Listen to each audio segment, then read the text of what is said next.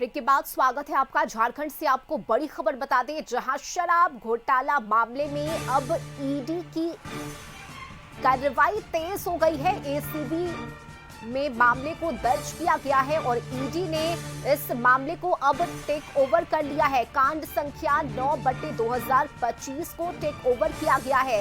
ECIR case number 10/2025 को case दर्ज किया गया और साथ ही राष्ट्रीय पीएमएलए से पूछताछ की अनुमति भी मांगी गई है। फिलहाल देखिए, जेल में बंद आरोपियों से पूछताछ की इजाजत भी अब मिली है।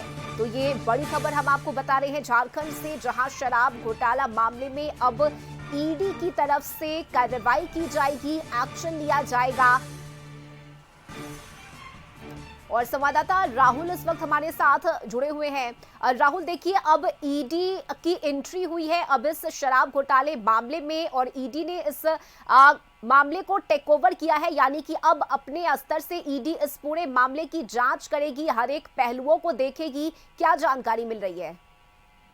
देखिए, अभी तक इस पूरे मामले की जांच एसीबी कर रही थी। हालांकि इससे पहले एक बार चर्चा शुरू हुई थी कि जो शराब घोटाला झारखंड में हुआ है उसकी जांच ईडी करेगी, लेकिन ईडी की जांच की चर्चा जैसे ही शुरू हुई उसके बाद एसीबी ने जांच शुरू कर दी और जैसे ही एसीबी ने मामला दर्ज किया, केस नंबर 10/2025, उसके उसी दिन विनय चौबे को गिरफ्तार किया गया। उस समय वो तत्कालीन सचिव थे उस विभाग के और उनको पूछताछ उनसे हुई और फिर तुरंत गिरफ्तारी उसी दिन हो गई। उसके अलावा फिर कई अन्य लोगों की गिरफ्तारियां इसमें होने लगी, जिसमें सहयोगी जो इस शराब घोटाले में थे विनय सिंह, उनकी गिरफ्तारी हुई। इसके अलावा छत्तीसगढ़ से भी कई शराब कारोबारियों की गिरफ्तारी हुई।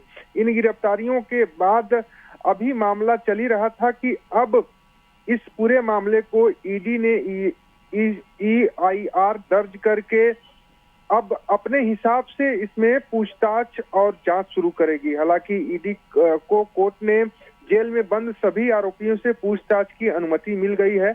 अब माना जा रहा है कि जैसे ही ईडी पूछताछ करेगी उसके बाद क्या निकल के सामने आएगा ये तो वक्त तय करेगा, लेकिन कहा जा सकता है कि जिस तरीके से राज्य सरकार की एजेंसी एसीबी इस पूरे मामले की जांच कर रही थी और अब केंद्र सरकार की एजेंसी के इंटर होने से कहीं न कहीं राज्य में फिर एक बार शराब घोटाला मामला चर्चा में होगा और अच्छा खासा सुर्खी बटोरने का काम करेगा। जी चलिए, बहुत शुक्रिया राहुल आपका इन तमाम जानकारी के लिए।